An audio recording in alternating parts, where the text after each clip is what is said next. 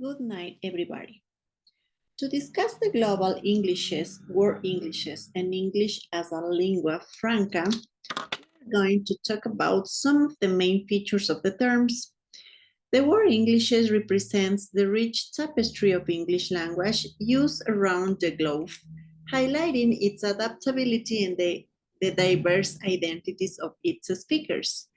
As a definition, we can say that World English encompasses all the diverse ways English is spoken, including regional dialects, accents, and the unique grammatical structures that arise in different parts of the world. Other important concept is about English as a global language. This one has transformed communication, enabling people from different backgrounds to connect. English as the language of international trade, communication, technology, advertisement, entertainment, research, and education. If we talk about English as a lingua franca, we could say that it's a contact language between people who share neither a common native tongue nor a common or national culture, and for whom English is the chosen language of communication. Now we are going to talk about how we can integrate with my teaching practices those definitions. So integrating global Englishes into our teaching practices involves some of important terms that we are going to approach. The first is curriculum design. It's important to include text and resources that represent various English varieties. Another important is highlighting variations. For example, to illustrate how context influences language use. For instance, discuss differences between British and American English or regional dialects within the same country. Other one is encouraging multilingualism, like encourage students to share their linguistics backgrounds and experiences, fostering an inclusive environment that values diversity. Another one is interactive activities. Use role-playing, dialogues, and group discussions that require students to use different varieties of English. Another important is the guest speakers and collaborations.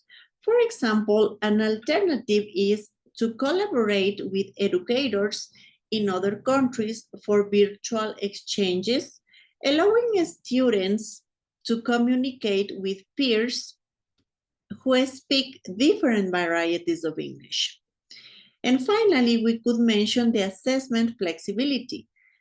For example, the develop assessment that allow for diverse forms of expressions, recognizing that proficiency and manifest differently across varieties.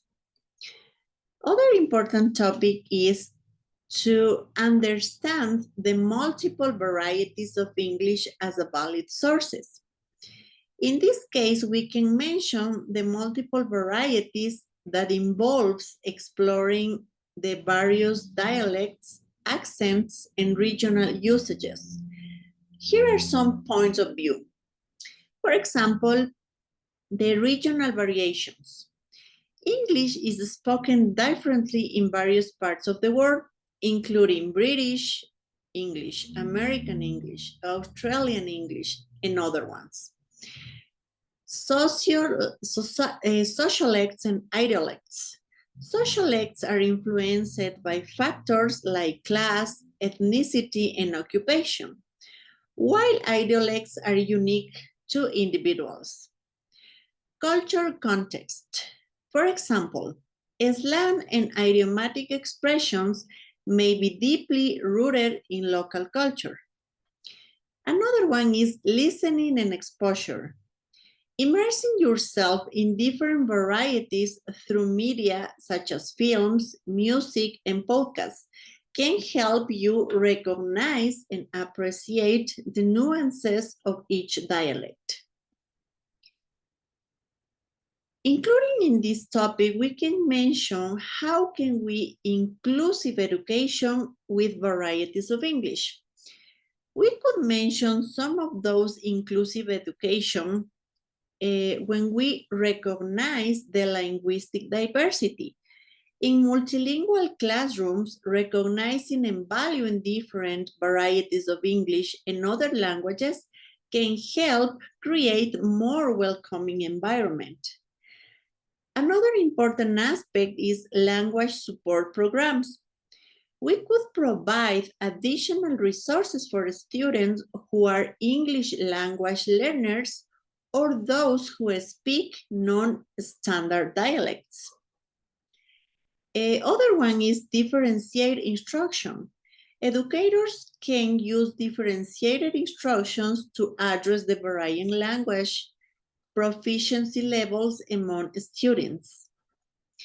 One more could be community and family engagement, involving families and communities in the educational process. Those can enhance the relevance of learning.